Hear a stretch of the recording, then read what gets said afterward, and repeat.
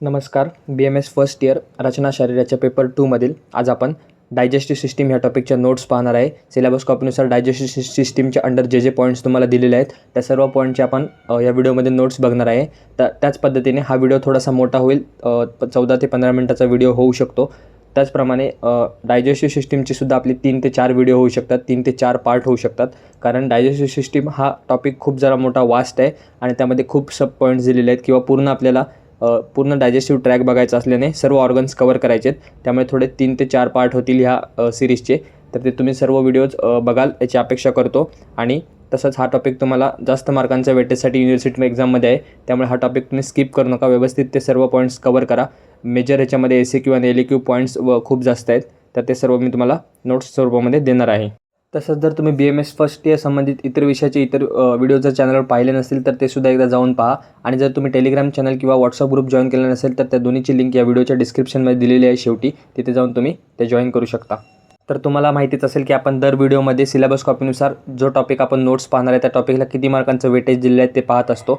तर digestive system या टॉपिकला तुम्हाला युनिव्हर्सिटी एक्झाममध्ये 12 मार्कांचं वेटेज तिथे दिलेलं आहे. 12 मार्कांचं वेटेज म्हणजे खूप आहे. आणि पेपर 2मध्ये असे 3 ते 4 टॉपिक आहेत ज्याला 10पेक्षा जास्त मार्कांचं वेटेज दिलेलं आहे. तर तिथे तुम्हाला ते MCQ, SAQ आणि LAQ अशा तिन्ही दृष्टीने त्याचा तिथे अभ्यास करायचा आहे आणि ते नक्कीच तुम्हाला एक्झाममध्ये फायदेशीर ठरणार आहे. तर आज या व्हिडिओमध्ये आपण डायजेस्टिव्ह सिस्टीम सुरू करणार आहे. त्यामध्ये सुरुवातीला पेरिटोनियम, त्यानंतर जे 9 रिजन्स ऑफ ॲब्डोमन आहेत आणि मेजर पार्ट म्हणजे स्टमक ह्याच्या नोट्स आज या व्हिडिओमध्ये आपण बघणार आहे व राहिलेल्या नोट्स आपण येणाऱ्या पार्ट्समध्ये बघणार आहे. तर सिलेबस कॉपीनुसार तुमचा पहिला पॉईंट तो म्हणजे डिस्क्रिप्शन ऑफ पेरिटोनियम किंवा पेरिटोनियम. पेरिटोनियम म्हणजे काय? It is a large serous membrane lining the abdominal cavity internally. त्याला आपण पेरिटोनियम असं म्हणतो. म्हणजे ॲब्डोमिनल कॅव्हिटीला आतून जी लाइनिंग असते त्याला पेरिटोनियम म्हणतो. जसं वरून लाइनिंग असते त्याला स्किन म्हणतो, तसं आतून लाइनिंग असते त्याला पेरिटोनियम म्हणतो.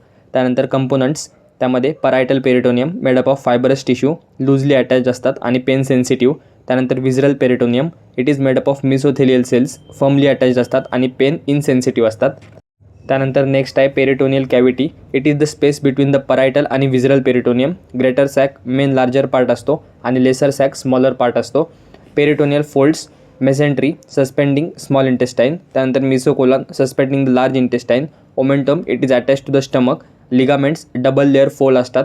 तर हे होतं पेरिटोनियमचे कंपोनंट्स. त्याची क्लिनिकल ॲनाटॉमीमध्ये पेरिटोनायटिस म्हणजे इन्फ्लेमेशन ऑफ द पेरिटोनियम, त्यानंतर आसायटिस ॲक्युमुलेशन ऑफ द फ्लुइड, त्यानंतर पॅरासेंटेसिस, लॅप्रोस्कोपी, इंटिरियर हार्नाइस आणि न्यूमो पेरिटोनियम. तर हे होतं पेरिटोनियम संबंधित इंट्रोडक्शन किंवा पेरिटोनियमच्या नोट्स.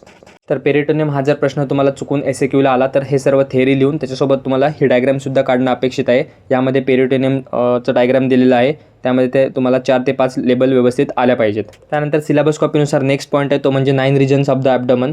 तर कोणतीही सिस्टीम किंवा सर्वात बेसिक पार्ट म्हणजे 9 रिजन्स ऑफ ॲब्डोमन आहे. कारण तुम्हाला थिअरेटिकलीसुद्धा आणि प्रॅक्टिकलीसुद्धा 9 रिजन्स ऑफ ॲब्डोमन माहिती असणं गरजेचं आहे. त्यामुळे ते सुरुवातीला आपण बघूयात. 9 quadrants of the abdomen are divided by 4 imaginary planes. 4 imaginary प्लेन्सद्वारा आपलं ॲब्डोमन डिवाइड केलेलं आहे. त्यामध्ये 2 हॉरिझॉन्टल प्लेन असतात आणि 2 व्हर्टिकल म्हणजे 2 आडवे आणि 2 उभे. अशा प्रकारे 9 क्वाड्रंट्समध्ये आपलं ॲब्डोमन डिवाइड केलेलं आहे. तर हे सर्व इमॅजिनरी प्लेन्स असतात. त्यामध्ये कोणते कोणते आहेत तर transpyloric plane, transtubercular plane, right lateral plane आणि लेफ्ट लॅटरल प्लेन असे 4 इमॅजिनरी प्लेन्स असतात. त्याची नावं व्यवस्थित लक्षात ठेवा.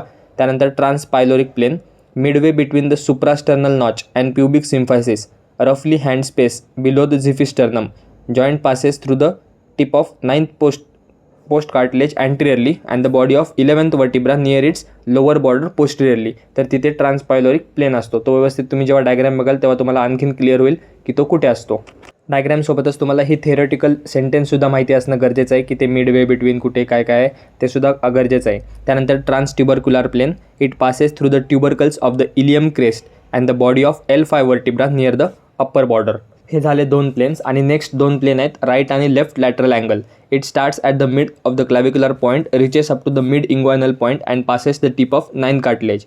ॲब्डोमन regions and their main contents. आता तर आपण 4 इमॅजिनरी प्लेन पाहिले. आता त्या प्लेनद्वारे 9 रिजन्स बनलेले आहेत. ते कोणते आहेत आणि त्याच्यामध्ये कोणते इम्पॉर्टंट ऑर्गन सिच्युएटेड असतात ते आपण बघणार आहे. तर सुरुवातीला राईट हायपोकॉन्ड्रियम, त्यामध्ये लिव्हर आणि गॉल ब्लॅडर. लेफ्ट हायपोकॉन्ड्रियम, त्यामध्ये स्टमक, स्प्लीन आणि लेफ्ट कोलिक फ्लेक्चर्स. तर जी मी तुम्हाला डायग्रामची गोष्ट करत होतो ती ही डायग्राम आहे. ही डायग्राम तुम्हाला आयुष्यभरासाठी लक्षात राहिली पाहिजे, कारण प्रॅक्टिस करत असताना सुद्धा तुम्हाला 9 रिजन्स इमॅजिनरी तुम्हाला समजले पाहिजे, कारण कोणता ऑर्गन काय कुठे काय ॲबनॉर्मॅलिटी आहे किंवा नॉर्मल आहे की नाही ते बघण्यासाठी तुम्हाला रिजन्स माहिती असणं गरजेचं आहे. त्या रिजनमध्ये कोणता ऑर्गन असतो ते माहिती असणं गरजेचं आहे. तर ही डायग्राम व्यवस्थित तुम्ही बघून घ्या. एक्झाममध्ये सुद्धा तुम्हाला हीच डायग्राम काढायची आहे. कसे रिजन्स आहेत, कोणते प्लेन आहेत, त्या प्लेनला कोणती नावं आहेत ते एकदा बघून घ्या. तुम्ही जर व्यवस्थित नीट पाहिलं तर तुम्हाला समजेल की वरचा जो हॉरिझॉन्टल प्लेन आहे पहिलावाला तो ट्रान्सपायलोरिक प्लेन आहे. त्यानंतर L5च्या ठिकाणी जो प्लेन आहे तो ट्रान्सट्युबरक्युलर प्लेन आहे. त्यानंतर 2 उभे प्लेन आहेत, वर्टिकल प्लेन आहेत. त्यामधला एक आहे तो राईट लॅटरल प्लेन आहे राईट साईडचा, आणि दुसरा लेफ्ट लॅटरल प्लेन आहे. अशा प्रकारे त्याचे 9 डिव्हिजन झालेले आहेत.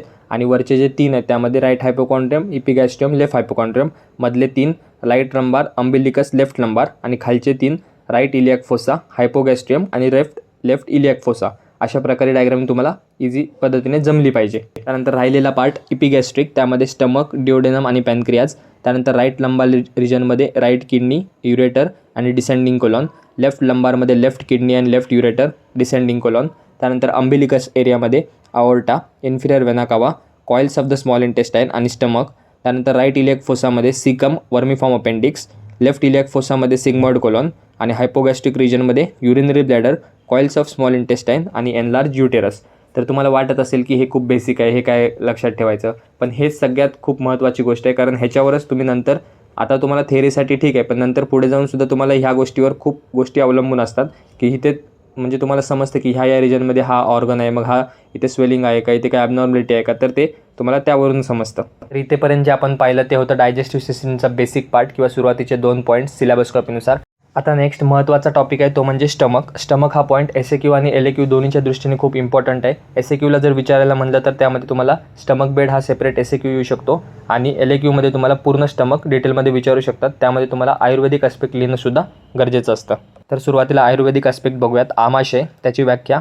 आमानाम अन्नानाम आमाशय म्हणजे अपक्व अन्नाचे स्थान आमाशय म्हटलेलं आहे.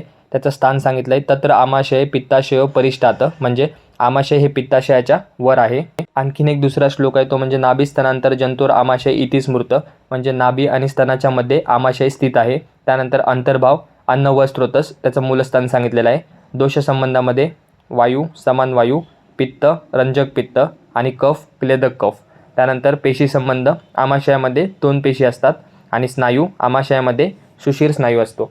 तर स्टमक जर तुम्हाला LAQला विचारला तर त्याआधी तुम्हाला आमाशय थोडासा अर्धा पेज आयुर्वेदिक लिहिणं आवश्यक आहे. त्यानंतर आता मॉडर्ननुसार स्टमक, त्यालाच आपण गॅस्टर किंवा वेंटर असं सुद्धा म्हणतो. त्याची definition: the stomach is a muscular bag forming the widest and the most distensible part of the digestive tube, म्हणजे डायजेस्टिव्ह ट्यूबचा मोस्ट वायडेस्ट आणि डिस्टेन्सिबल पार्ट म्हणजे स्टमक आहे. ती एक मस्क्युलर बॅग असते.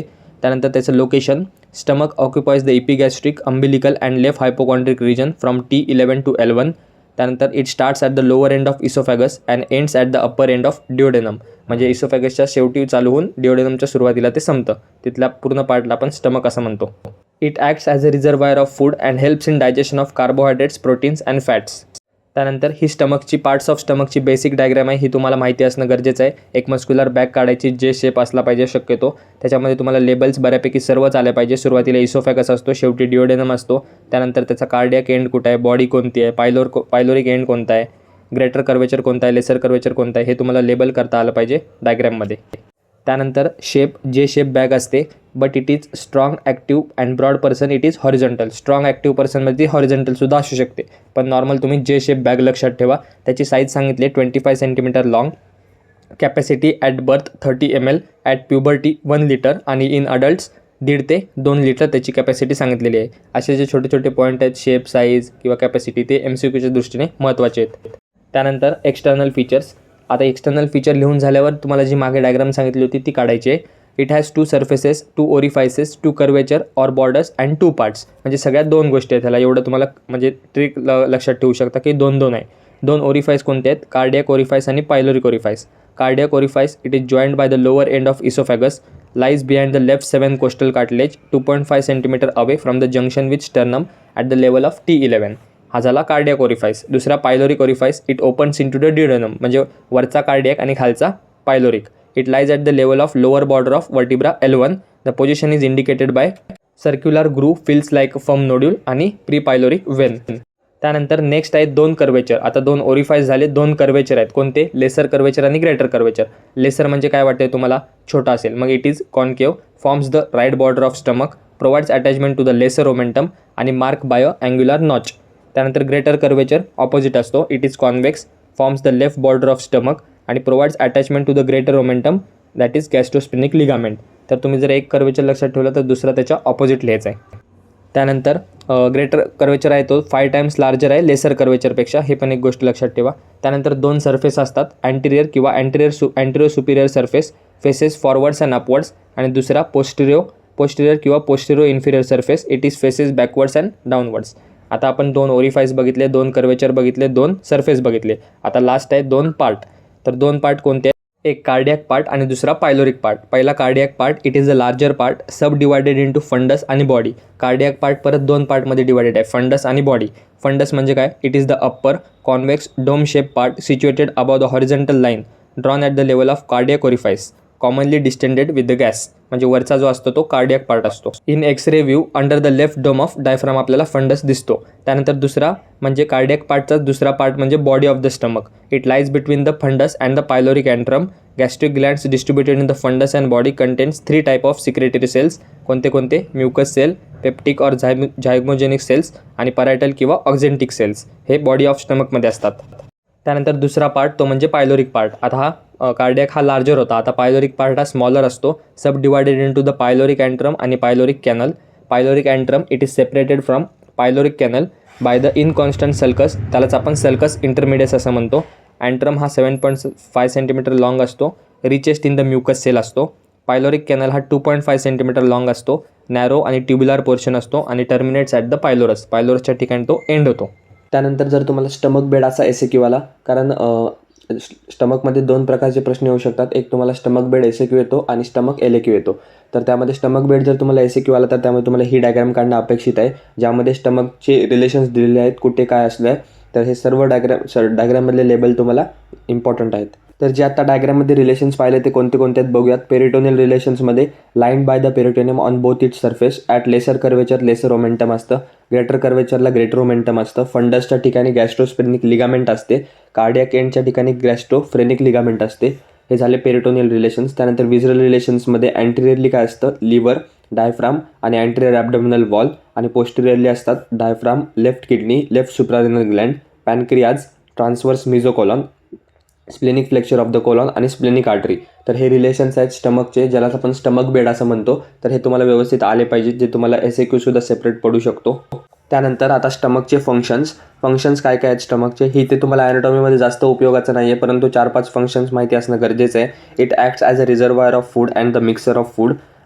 By its peristaltic movement, it softens the food and mixes it with the gastric juices. Gastric glands produce gastric juice which contains enzymes for the digestion of the food. Some substances like alcohol, water, salt and few drugs are absorbed in the stomach. Stomach produces the intrinsic factor of Castle which helps in the absorption of vitamin B12. हे झालं स्टमकबद्दल थोडे functions. त्यानंतर शेवटचा point आहे स्टमकमधला आणि आजचा आपल्या या व्हिडिओमधला सुद्धा, तो म्हणजे क्लिनिकल अनाटॉमी. क्लिनिकल अनाटॉमीमध्ये गॅस्ट्रिक पेन, त्यानंतर गॅस्ट्रिक अल्सर्स, गॅस्ट्रिक कार्सिनोमा म्हणजे कॅन्सर सेल्स, त्यानंतर पायलोरिक ऑब्स्ट्रक्शन होऊ शकतं आणि हायपोस्थेनिक स्टमक. तर ही आहे क्लिनिकल अनाटॉमी स्टमकची. तर आज या व्हिडिओमध्ये आपण डायजेस्टिव्ह सिस्टीमचा बेसिक जे पार्ट्स तुम्हाला सिलेबस कॉपीमध्ये दिलेले आहेत ते आपण बघितले. त्यासोबतच एक मोठा पार्ट, मेजर पार्ट, तो म्हणजे स्टमक, ह्याच्या नोट्स आपण आज या व्हिडिओमध्ये बघितलेले आहेत.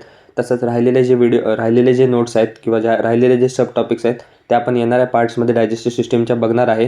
त्यासाठी पुढचे व्हिडिओसुद्धा आवर्जून पहा. तसंच हा जर व्हिडिओ तुम्हाला आवडला असेल तर व्हिडिओला लाईक करा, चॅनलला सबस्क्राईब करा, तुमच्या इतर मित्रांमध्ये शेअर करा. आपण भेटूया लवकरच पुन्हा असंच एका नवीन व्हिडिओमध्ये नवीन टॉपिकसोबत. धन्यवाद. So guys, subscribe Ayurveda Essence for more such videos. You will get all handwritten notes here.